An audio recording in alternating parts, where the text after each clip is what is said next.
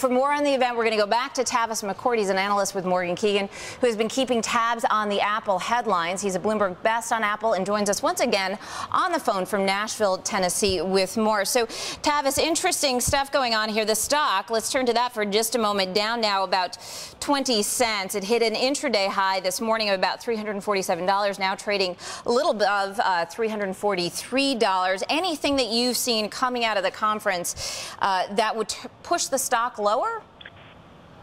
Not especially. I mean, you know, it's important to keep in mind that typically the trading pattern around Apple stock into all these conferences, not just the Worldwide Developer Conference, but into any kind of launch, is kind of a trade up into the show and then a trade off afterwards.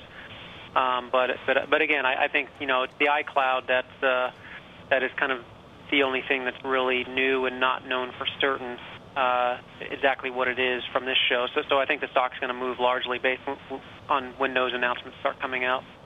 Now, there have been some interesting things coming out. There are two other things that they're going to be talking about, right? This new Mac operating system, as well as a new operating system for the iPhone and iPad. Now, the Mac operating system is Lion.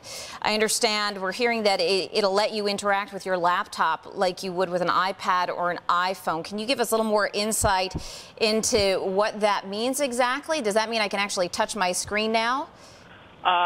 It's hard to tell for sure just from the picture, but it looks like it's the on the scroll pad on the MacBooks anyway. But yeah, it's definitely bringing multi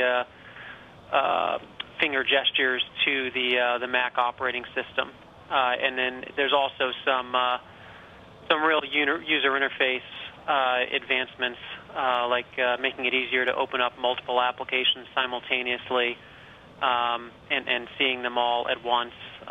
There's a new advancement that allows any application to take up the full screen. Before it was only certain applications that could do that. You know, but usually, you know, all of these Mac OS upgrades, they're nice, but they're nothing that generally radically alters the market share shift to Mac. And Mac is taking a lot of share in the market, and you know, likely will be for some time. Well, Tavis, let me ask you, you know, you had written recently about the iPhone 5, and I think originally we might have been expecting that to be released at this conference. You've pushed that now to September as a possible release for iPhone 5. When you look at a meeting that's focused on software, is there an easy way for you to quantify what a potential impact might be on the bottom line? You know, it's hard because the software over the long term is the more important. You know, it's the features and functionalities embedded in Apple software that drives the market share gains longer term.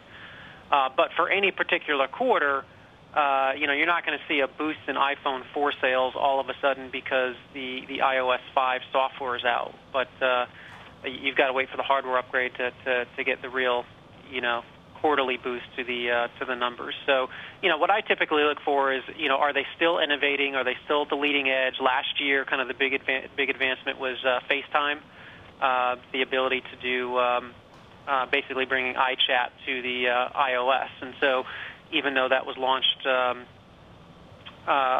you know, in line with the at the same time as the phone itself.